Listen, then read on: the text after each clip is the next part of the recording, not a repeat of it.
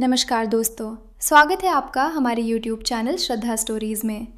आज हम आपको सुनाते हैं पुलोमा और महर्षि भृगु की एक रहस्यमयी और अद्भुत कहानी।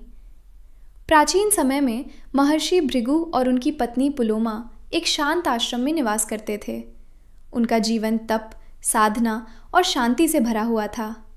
लेकिन इस कहानी में एक विचित्र संयोग था, क्योंकि जिस राक्षस का इस कथा में प्रवेश होता है उसका नाम भी भृगु ही था।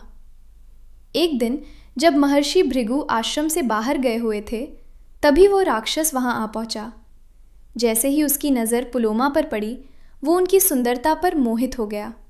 उसने कहा, मैंने बचपन में ही तुम्हें अपनी पत्नी मान लिया था, अब तुम्हें मेरे साथ चलना होगा। पुलोमा ये सुनकर क्रोधित हो उठी और उसे रोकने लगी। तभी राक्षस ने अपनी बात सिद्ध करने के लिए अग्निदेव को साक्षी के रूप में बुलाया।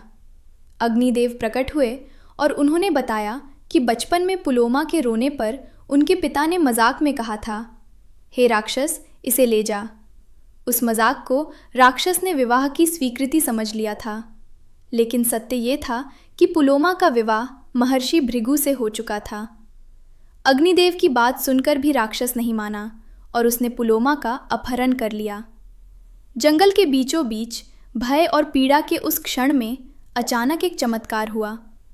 पुलोमा के गर्भ से एक दिव्य बालक प्रकट हुआ, जिसने अपनी अलौकिक शक्ति से उसी क्षण उस राक्षस को भस्म कर दिया। गर्भ से बाहर आने के कारण ही उस बालक का नाम पड़ा च्यवन। आगे चलकर वही च्यवन ऋषि महान तपस्वी और ज्ञानी बने।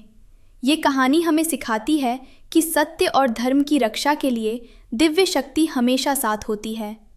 ऐसी ही अद्भुत और प्रेरणादायक कहानियों के लिए हमारे YouTube चैनल श्रद्धा स्टोरीज़ को लाइक, शेयर और सब्सक्राइब करना ना भूलें।